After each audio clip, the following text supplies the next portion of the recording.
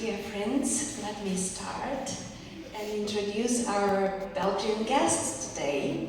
We are happy to have here, in the framework of the 32nd Bookforum in Lviv, contemporary Belgian writer, a poet, a fellow poet, and also a former radio presenter, Pat Donne, who is coming to live in person, as you see, body and flesh, to talk to you and to share. I think what we will be doing here, we will be sharing a lot.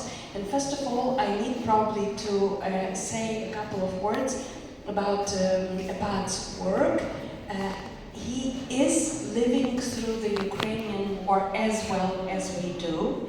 His native city, Michalin, in Belgium, is twin city for Lviv, and there was quite a collaboration going on even before the big war, before the Russian aggression. But since February 2022, we all now are involved into one big, let's say, rescue operation. A lot of Ukrainians now are residing in Belgium. A lot of Belgian people now know much more and are much more involved in Ukrainian issues. And I think this will be the starting point for our conversation. Hello, Irina. How are you? Thank you. I'm relatively fine, as you see. Okay, given the circumstances, of course. Thank you very much for your introduction. Indeed, I think we have a lot of common. You and we Belgians, especially the inhabitants of Lviv, and those of my hometown, Mechelen. And why is that? Because we are twins, as you said. And the reason why is that we were very much touched by, of course, what is going on over here, not only in the east and the Donbass, but also here in the west. And we followed it daily, almost from hour to hour. I'm a little bit exaggerating, but that is more or less the situation for most of Belgians. We do know what is going on over here. And we thought that there were two things we could do: materially spoken and mentally spoken. And let me first focus on the material side.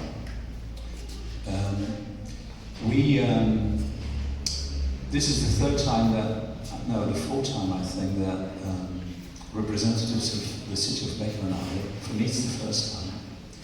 But before, we handed over police cars, firework cars, laptops, etc., books. And we have a very good cooperation with the city hall and the mayors and the team. But that is okay. One aspect, the material side. The other side is the mental side, as I spoke before. And that is there any possibility to strengthen the endurance, the resilience of those people over here through books, through art, through literature, through poets? And there is a large community of Ukrainian people in our city, refugees of course, displaced persons, and they are longing, really longing for books, for readings from your home town and home country. And so we decided to build a department in our library only with Ukrainian books. We are really evolving it. It is one of my colleague over here who is really in charge with that. It goes very fast, and it goes very far. With, for instance, this weekend there's a festival in Mechelen about Ukrainian culture, Ukrainian literature. Tomorrow I will be attending the festival in our hometown, Mechelen, via the video. attending me to the public over there. It's a large crowd of Ukrainian people living now in Mechelen. So I hope and I think they will, well, they are really longing for news, what is going on over there, culturally spoken, I mean. And that is more or less what we have in common apart from our history, you know, don't you? Yes, that's true. For this city, same as for your hometown, repercussion of the Second World War were very strong. But at the same time, something very bad has happened during the war, not only on the battlefield. We had a huge camp of prisoners of war inside this city, and that was an open wound, and they were left for themselves for many, many months in the middle of a civilized and elegant city which was designed to experience anything like that. And then of course the Holocaust which destructed the Jewish community of the city of Lviv, and then deportations of Poles who were so important and so present ingredient in the social and cultural texture of this city, and forever remember it as being also a Polish city. But for Ukrainians it also was a huge trauma, and many Ukrainians who were Lvivians in the interval period, they just left, or they were detained to Stalin gulags. And we also have to remember that what Russia is doing now is the rule of torture, and the occupation is something which nobody would invite, nobody would wish for any friend or even enemy. But at the same time, as you just mentioned, it doesn't matter where exactly people in Ukraine now are living through this war. They are sharing, well, almost equal risks. And my second question for you would be, what is it for you, for your fellow Belgians, for people of many different backgrounds and walks of life in Belgium, to experience this war on screen, and not only on screen, through the human dimension, through the human condition? Yeah, good question. Of course, on one hand, of course, we are experiencing this war in a sort of AI experience. If you don't pay enough attention, you could have the impression, maybe youngsters do that you're looking at you're watching a video game. And of course, it is a real, brutal reality. What we try to do is lay connections between what you experience, and of course what you experience is for people who don't, quite difficult, very difficult to really feel empathized. Of course we feel empathized, but what is it? What does it really mean? I think that I would like to go with you to a colleague of mine, a professor in trauma, post-traumatic experiences in Ghent. Ghent is a university city. And what she does is very interesting and could be helpful over here. She has discovered that people who are suffering from a post-traumatic stress syndrome or from very severe injuries, they do not only need help and medical help, but also mental help. And what she introduced is very interesting. She goes from bed to bed and reads stories. And this has become a huge success over there, because even people who are not familiar with reading books and with stories, they really felt attracted by these bedtime stories, I would say. She and others now, volunteers, reading books that those people who are injured have chosen, are not able to read because they are suffering, or because they really like to hear the voices of people that read books. And I'm not telling you that it occurs, that people get healthy, but it helps. There are many testimonies of people who say, well, it is such a relief to wait every day for the lady or the man who comes to my bed and read stories. You see? And this morning we were with the mayor and the team, and they were talking about prostheses, etc., and people who are, very severely injured, no legs anymore, etc., and try to walk again.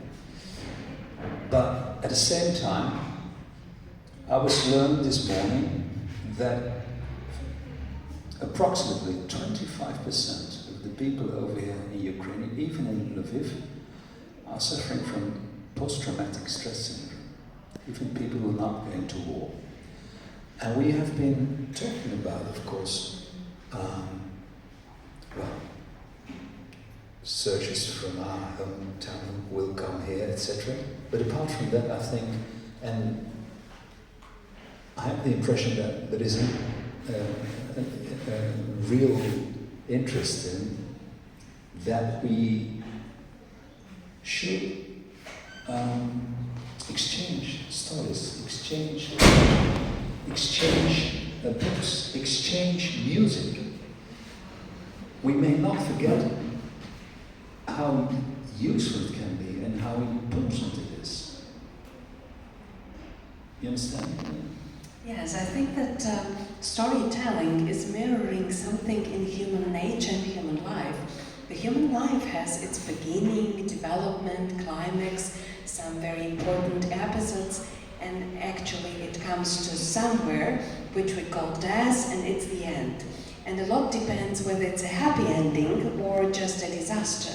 So in many ways, I think when the war is threatening us, it is also threatening our human capacity to have any control over our lives and or our narration about our own lives. So in this respect, I think all kind of storytelling, including fairy tales, is really important in healing because it has capacity, let's say, just to contain a portion of experience which otherwise would be untransmittable, and because of that just forgotten. And it will be a very, very cruel thing to do, to forget about people and forget about their stories which never have been told. So when we exchange our stories, we are doing something very important. And sometimes your story could be also my story. Yeah, of course, I really do agree. It is not because you're at war and that we are not, that we would not be able to share. It's all about the same human things, about having sorrows, about longing for love, grieveness. It is what makes us human. Regardless of the fact, of course, and I will not underestimate it at all, but regardless of the fact that you have a war zone and we don't have it. But your privilege is shrinking, and as we know, the drones were already entering Belgium space as well. Indeed. That was what I was going to tell. I mean, it's not only shrinking, it is threatening right now. Only 2 days ago, there were drones flying over Belgium, over military terrain, and of course, I mean, people are realizing that this war is expanding, maybe. This war is not only going to stay here at the east side. It is quite clear that if we don't take into account and lose interest, that we will probably very much awaken and and said, "Wow, what is going on?" So, yes, but may I tell you a little story about what happened a few days ago? There was a newspaper there were a couple of newspapers in Belgium who said, well, author Pat Dонне is going to Ukraine, etc., etc. And people started being a little bit afraid. And my mother, she called me and she said, "I read in the newspaper that you're going to the front. You didn't tell me anything." I said, "The front. I mean, it's the east side, I'm going to the west. It is relatively safe, according to my alert app." And she replied, my mother, and she said, relatively, Pat. If you come back in a body bag, is that also relatively? Okay, my mother likes melodrama. And then I thought, well, it is during World War II. There's a very famous author, Pat Dонне he's called, and he wrote a fantastic novel, and it is translated in English, unfortunately not in Ukraine, and it's called My Little War. And if I may, I would like to quote a bit of what he writes, and he says, "War is not the great heroic things you can see in the cinema. War is your bread turning black, your shoes falling apart, your wife in tears. War is the stench of bodies never washed again. It is children startled in their sleep, mothers who lose their milk." And then he ends, "They want you to forget the war, but you don't forget. You live in it, sleep in it, dream in it. You write in it, curse in it, and every day you discover again that you are only waiting. You can write of tanks and cannons, but the real war is a sack of potatoes you can't afford. It is the silence in the street where yesterday there was laughter." And I thought by myself, well, maybe I should tell my mother that I'm not going to the front, but to a vivid city where people live, where people laugh, where people buy things, where people make love, and where people with empty hands and full words try to remain upright. And that, okay, literature cannot stop a bullet, but sometimes it can keep a person standing. I am very much convinced of that. The strengthness of literature, the strengthness of books, the strengthness of art.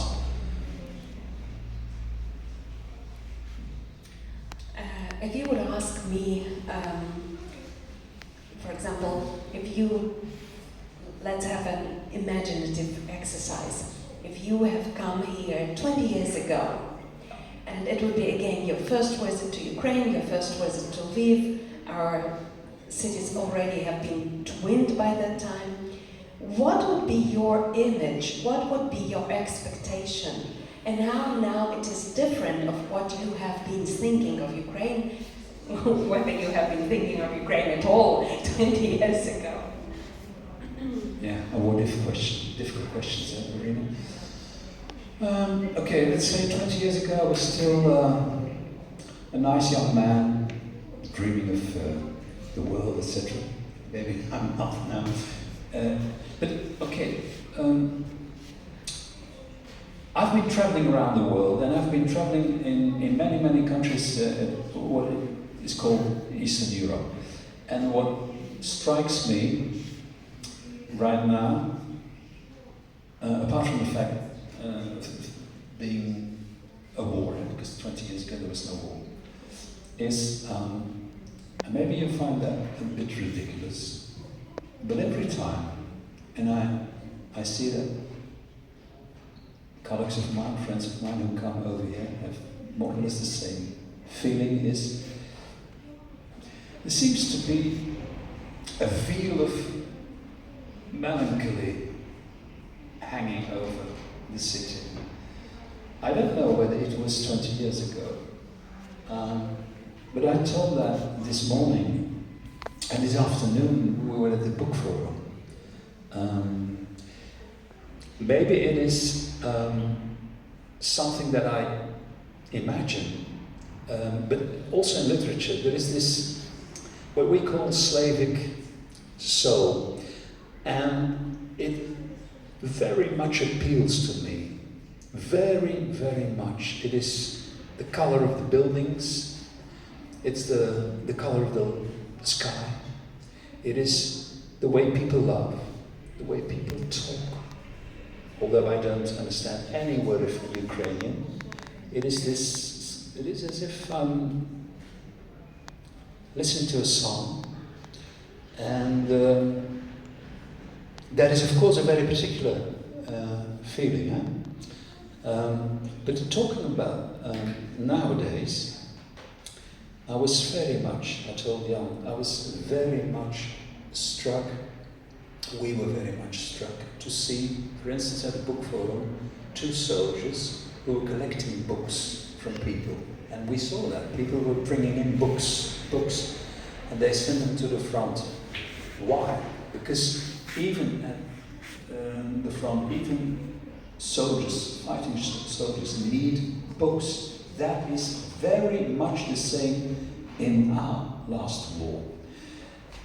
I have a friend who was an editor. Well, she died a few years ago, and she was very old. And she was an editor during World War II. And you know what? During World War II, she made a fortune, not because she collaborated with the Germans, but because people bought books. They wanted to read. And I was thinking this afternoon while I saw those soldiers collecting books, of course, people need that. Not only games, not only scrolling, not only AI, but books. Trying to really escape into a book, to start living into a book, to be lost by sentences, words, paragraphs, and that is what I realized that was the same in my country. And don't we forget that by the Second World War, majority of civilians in Europe would be already literate. That's why books could be in demand and were in demand. And very much here indeed during the Second World War, but we have to understand that, for example, the whole territory of Ukraine has been fully occupied by Nazis. All the higher education was just abolished. Majority of schools were closed and didn't function for 3-4 years. So, well, there was a kind of an awakening afterwards, but the education and cultural life was practically destroyed or went underground. Unlike in this war, when majority of Ukraine is still under condition where we can express ourselves, we are free citizens, and we can do our work, including our cultural work and cultural life. And 350 publishing houses across Ukraine are still functioning and prosper.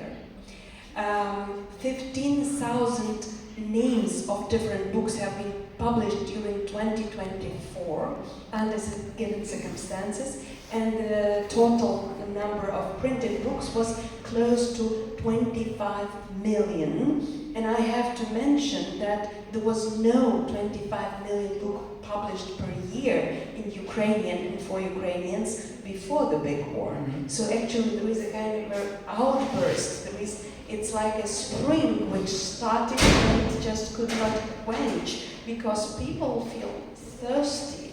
And it's interesting that Ukrainians now are opening their own literature and their own culture to themselves as well. Because for many historical reasons, there was a feeling of being not important, or not good enough, or not bright enough. And I remember vividly this important book on Ukraine as independent nation at the brink of the 21st century, written by Professor Andrew Wilson. And there was a metaphorical name to it, Ukraine, an unexpected nation. And at the time, this unexpectedness was an ambiguous term because it was not only something which is surprising, but probably something which is disturbing, which is not welcome enough. It's like unexpected guest. You don't know what to think about him or her. And now, 20 plus years after, we still were an unexpected nation, but for different reasons. Can you comment on that? Yeah, it's of course it's extremely. How should I say? Interesting. What you just said. It is as if, but again, it's. I don't mean it that, but it is as if we sometimes need a crisis, a war. A personal crisis, for instance, a grief, a loss, to be confronted with ourselves and to realize, okay, that is what it is going about life. That is what is really important. And that is the same, of course, for people as for, nations, regions, as for individuals themselves. You can have, talking about this explosion of the need of, kind of finding proud again, self-consciousness and proud as a nation, as Ukrainian people, is very similar to what happens when there's a crisis over the world.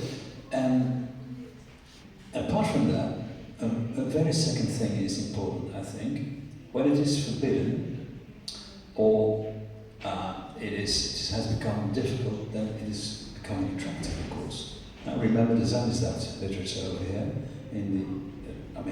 Many people wrote. I was here during that period, of course. And we knew that if we would like to have a book for our collection, forbidden books, then okay, they would go underneath the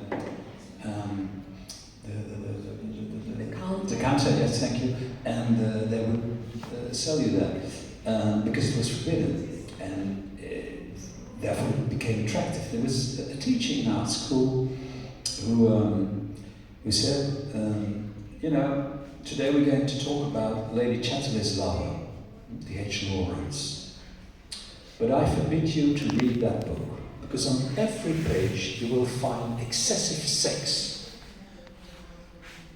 We were forbidden to read D.H. Lawrence, although he said we're going to learn about D.H. Lawrence and Lady Chatterley's lover. 1 hour after that lesson, we all went to the library, and it was, of course, all in vain because there were 5 before us. So I've never read so many during that period than the day that my teacher said, "You're not allowed to read." It's what makes us human, of course. Attracted by the forbiddenness. Danger, watch out. And let's talk about the open borders and this very important moment in history when not only inside the European Union you were not bound to any particular demands to cross the borders and to travel during the 90s and beginning of the millennium, but also because of the Schengen zone. A lot of people from outside of EU, immediate neighbors of EU, aspiring members as Ukrainians, were also allowed to visit and even to study or to work and to understand for themselves what European Union actually is. You are coming from a country which is at the heart of the European Union, and nevertheless, a couple of times you have been on the brink of divorce inside your country, but still we think about Brussels as a capital, not only symbolical, but real capital of the European Union, and we Ukrainians looking at you. You said that because of Ukrainians traveling, because of the circumstances, because of the war, you have made more contacts and you now know more Ukrainians than ever before. Can you please a little bit comment on this dimension as well, and how these cultures actually are mingling? Do we really now know more about each other?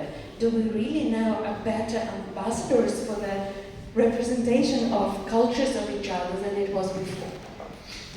In general, I think that people have much more in common than we at first sight think. And that is certainly the case for Belgium and Ukraine. Indeed, there is this similarity. Belgium, for those who don't know it, is actually divided into three parts. You have Flanders, which this is the region I belong to, Dutch-speaking, Flemish-speaking. Then there's the capital, Brussels, which is a little bit a case apart. And then there is the Walloons, and they speak French over there. And there is even a small community in the Walloons that is German-speaking. So there are... Best protected, as I know. The best protected minority in the world. That is right. Incredible. Only 75,000 people. They have a parliament, they have a government, they have a president. It's incredible. But okay, fine. And that is very similar, of course, to your situation. We have to live, you have to live with different cultures, different... and the crazy thing is that the problem is not the people themselves. They get along with each other. The problem is the politicians and politics. They have... well, it's quite obvious that they really need a conflict. They really need a kind of enemy. Yeah, and that is what I write in my book, 9 rules to take into account. We may not let us divide into camps, into different zones, war zones. What happens all the time. Actually, it's like when we were young, at the playground. I mean, you had to choose, do you belong to him or to him? To her or to her? And you have to make a choice. I refuse to make a choice. I mean, why should I choose between this small Herman and this fat Mark? I mean, I could get along with both of them. But no, that was not the alternative. Mark or Herman, which is very strange, yes. You know, Freud, psychologist, big psychologist, Freud, he is talking about what he calls the minimal differences, the narcissism of the minimal differences, sorry. And it is indeed narcissism. Whenever there is very little difference between people, nations. Take, for instance, 1993, the genocide in Rwanda, where 800,000 to 1 million people were killed. Mostly Tutsis were killed by Hutus. Now, okay. Why do I call that the narcissism of the minimalism? I'll tell you. It is the Belgians and the Germans who decided to introduce passports in the 1920s. And people, Hutus or Tutsis, were obliged to make a choice. Are you Hutu or are you Tutsi? It is us who are responsible for that dividing into camps. Secondly, they have the same culture, they have the same language, they live in the same communities, they have the same relatives, and yet they killed each other. More than 800,000 people. They are so much, they resemble so much, and that is the reason why they kill each other. It is the arch story of, in the Old Testament from Cain and Abel. Two brothers. He was Cain. He was someone who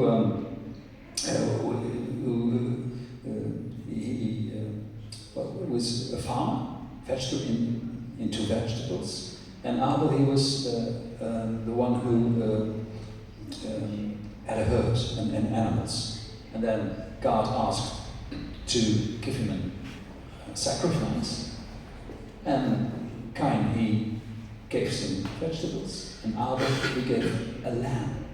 And God, he was so rude, and he didn't look at Cain, and he said, Abel, come here, give me the lamb. And what happened? Cain said to Abel, his brother, the same blood, come to my field.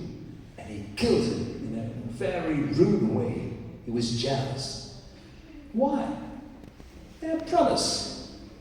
He was jealous because God refused to look at him. You see, this is the narcissism of the minimal differences. And the more we are alike, the more we have the need to fight each other.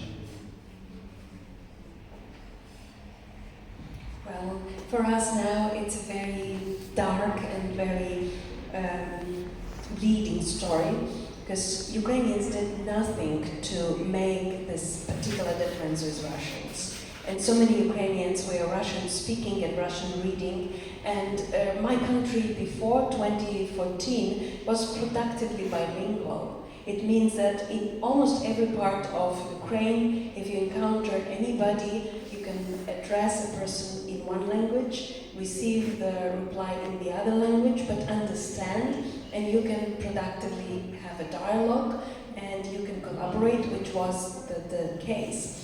But the problem was, as he said, that politicians on the other side, on the Kremlin side, they made this linguistic problem into the weapon, and at the same time there were a lot of social fears instilled, which we now know that we mainly overcome, and Ukrainians were never so together in their togetherness as we are now in this war.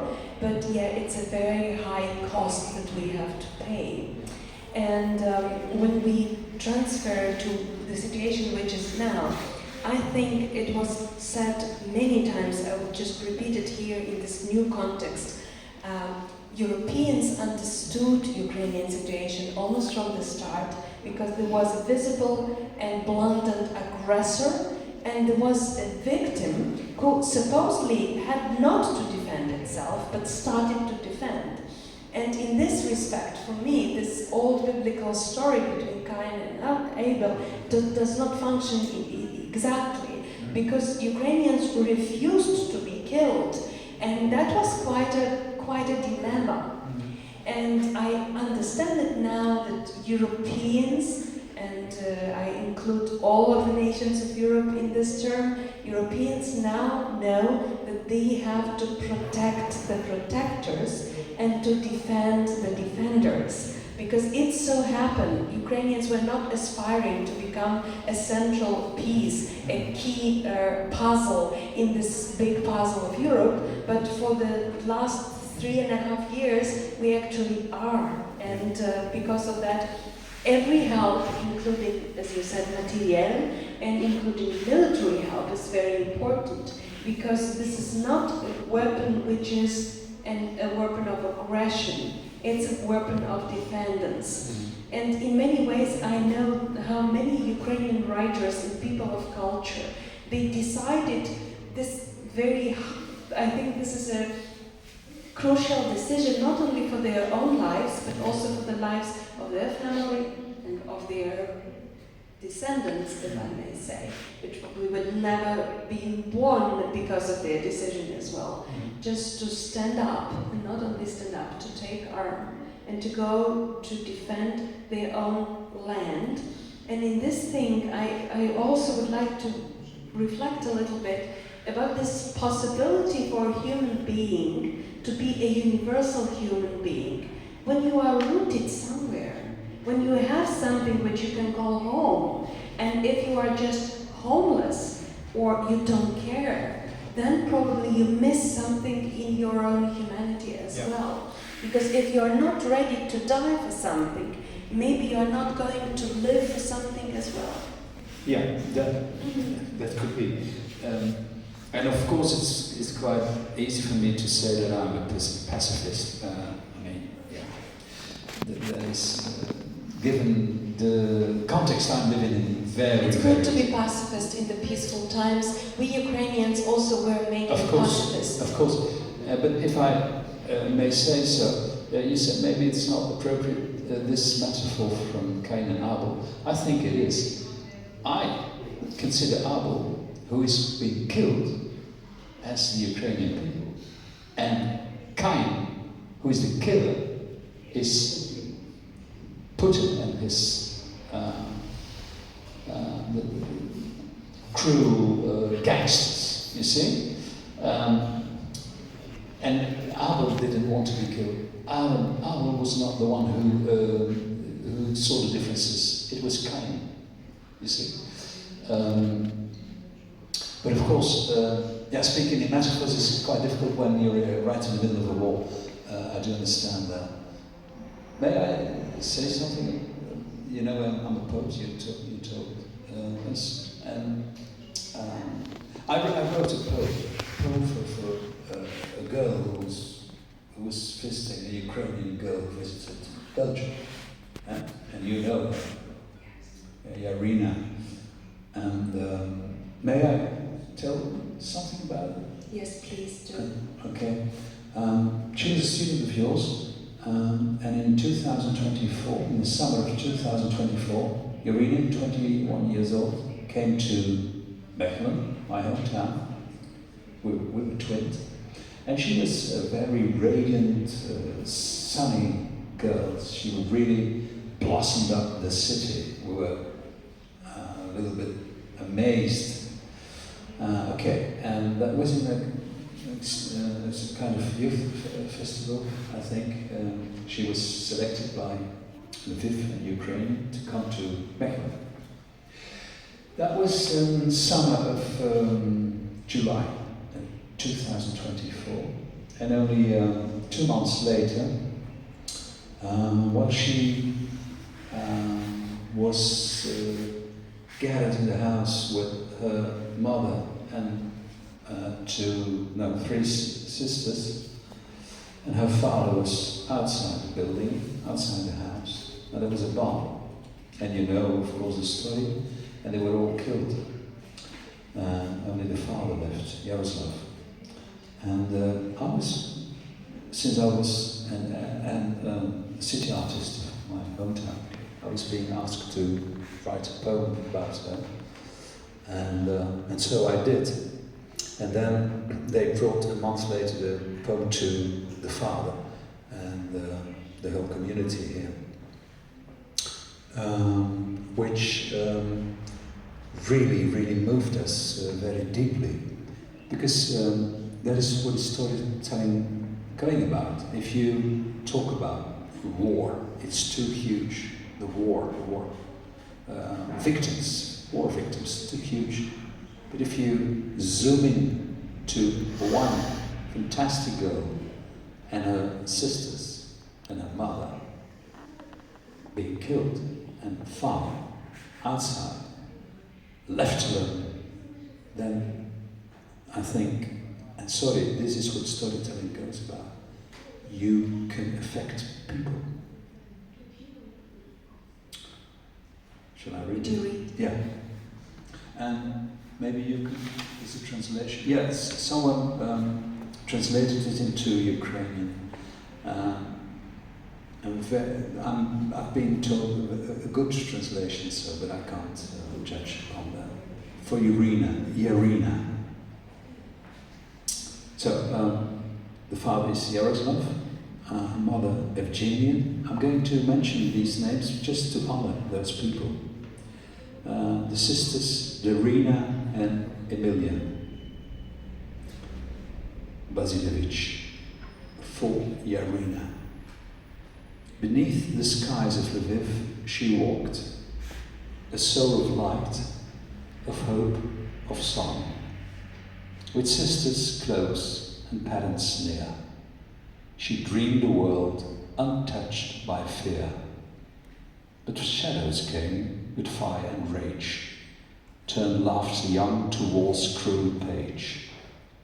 A senseless storm, a blood-stained night, stole breath and dreams from a peaceful light.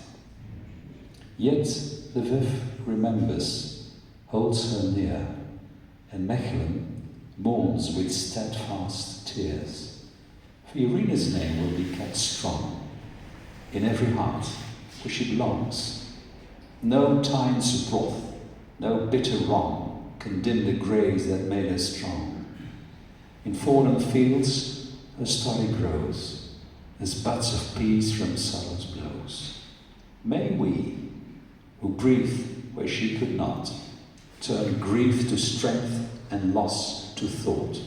For Irina, we pledge to stand. One world, one love, one common land. Бачите, ми живемо в якісь нові барокові часи, коли поезія на погляд стає знову затребуваним жанром. Я читаю переклад «Вірш для Ірини у Львові та Мегелені». Під небом Львова йшла вона, пісенна душа надії і світла. Сестрами й батьками поруч мріяла про світ без поруч. Та тіні з вогнем увірвалися враз, змінили сміх на військовий сказ. Безглузда буря, кривавий час вкрали світло її мрії від нас. Та Львів її в серці береже, і Мегелен скорбить без меж. Ім'я Ярини, як пісня живе, в кожному серці воно цвіте. Ні гнів тирана, ні біль, ні зло не зможуть загасити її тепло. На полях росте її слід, як паростки миру після бід. Ми, хто дихає там, де вона не змогла, перетворимо втрати на сили й слова. За Ярину клянемось стояти. Єдиний світ, любов, землю одну плекати. Пат Донне. Я думаю, що напевно немає для нас більш зворушливого моменту. Probably it could not be said that there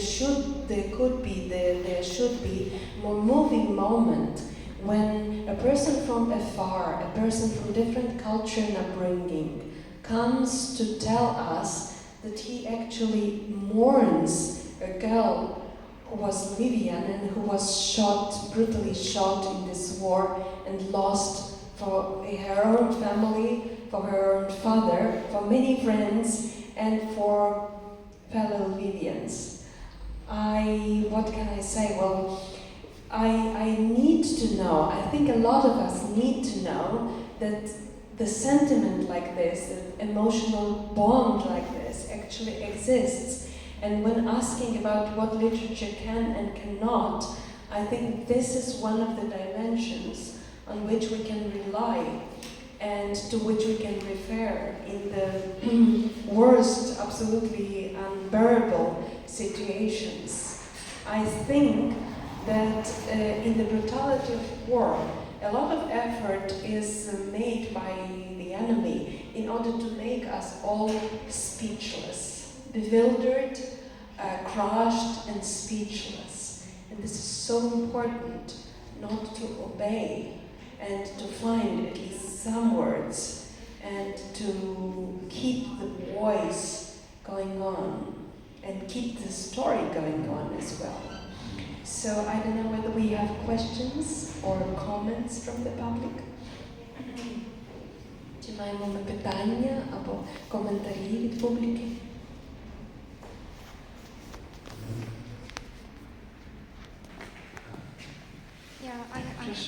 I have something to say. I think that the metaphor about this Biblician story wasn't really the right choice because in reality Ukrainians and Russians are not similar, and I don't like that we were in that story called brothers. it's something that triggers many Ukrainians because even though many years we've been talking both Ukrainian and both Russian, we still had such a huge difference between us and our mentality. I'm done. Okay. Dear Mike. Do I understand that you, could you just summarize a bit your question about the difference between Russians and Ukrainians? Huh? Is that correct? No, Maybe- it wasn't a question. It wasn't a question. I meant that when you mentioned the Beblishin story, I thought that it might trigger many Ukrainians because in that story they were called brothers, but in reality Ukrainians and Russians, they're really different. And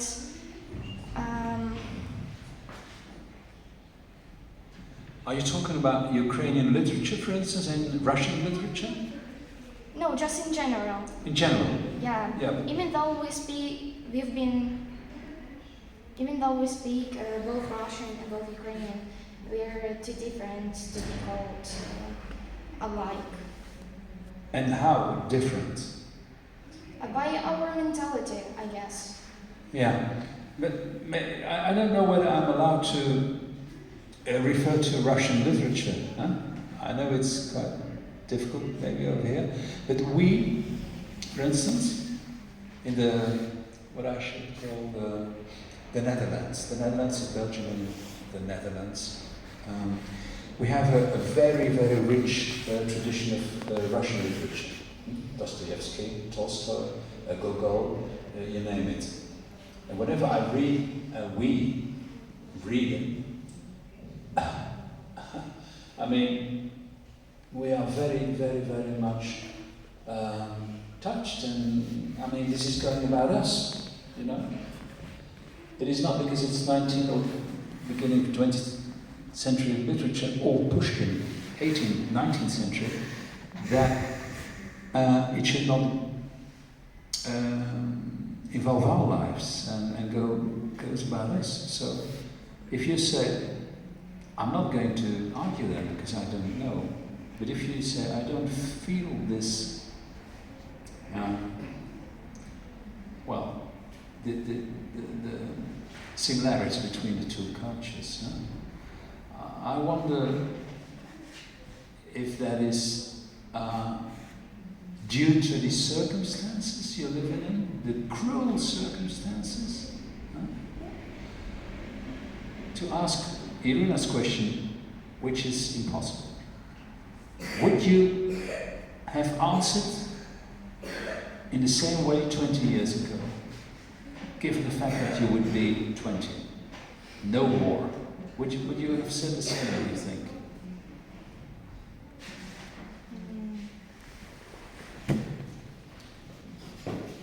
Do you know what I mean? Can you repeat the question, please? I think that the context, the time schedule where we live in, defines us in a very strong way.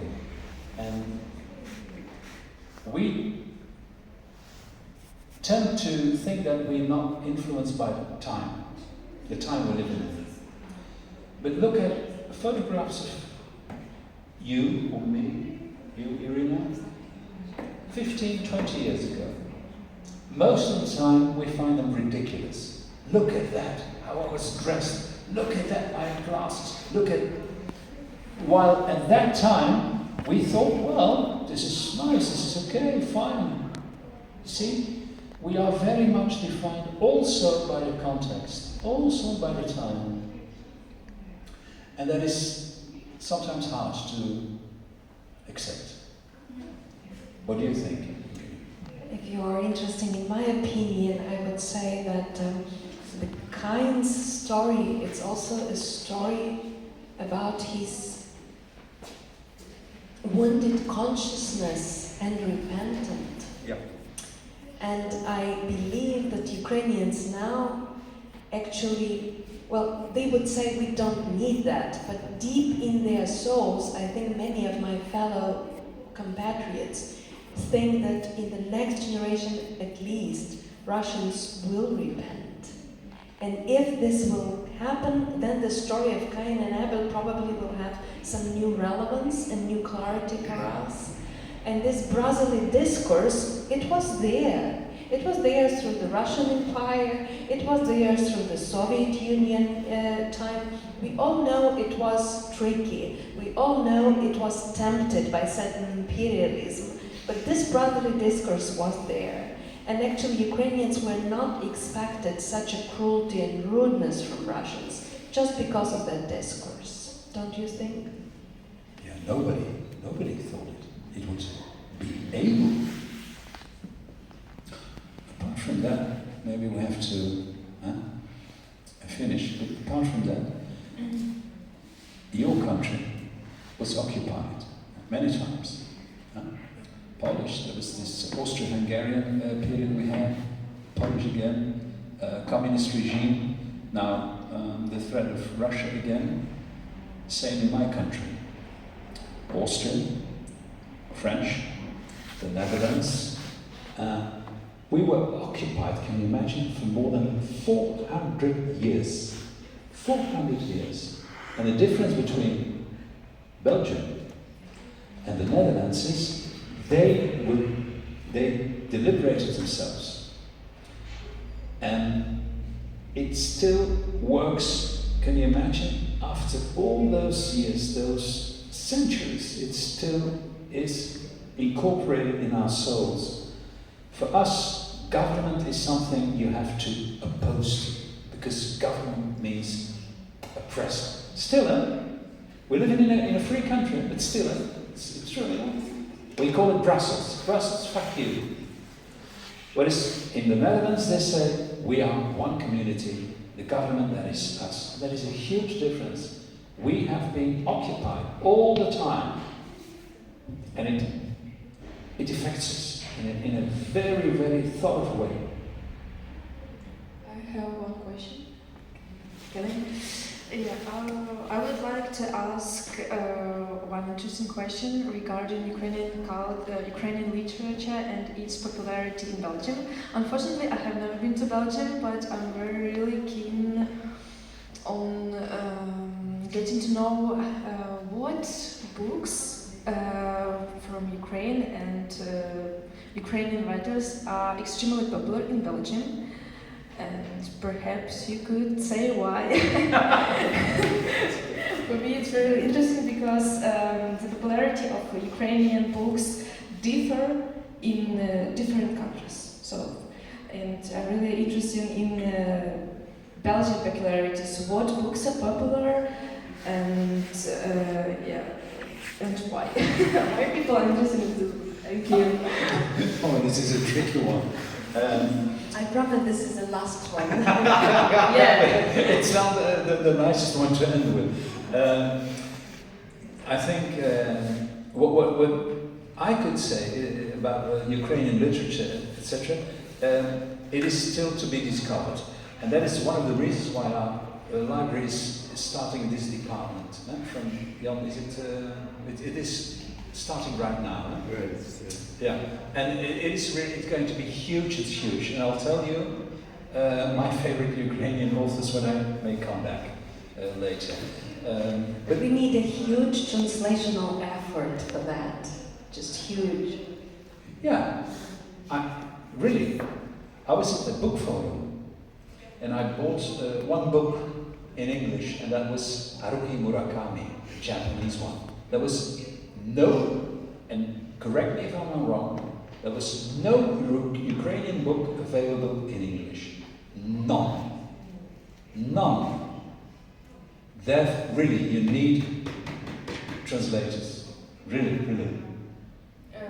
Do you mean translate Ukrainian books into English? English, yes. Yeah. But English. not only English. If we are talking about Belgium, we should think about Flemish and French.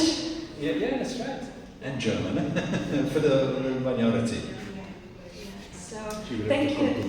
Yeah, thank you very much for your presence. I think we still have chance to have a small talk afterwards, but there will be another event preparing in preparation, so we need to free the main stage, as to say. But Pat is with us for a couple of minutes more. If you want to approach him in person, he would be very happy. And I only want to thank from all of us for your brevity and for your high spirit and for your big heart for coming to Ukraine under the given risks and showing your solidarity, body and flesh, here in Lviv, circa 2025, October 4th, and thank you for coming. Thank you. Thank you.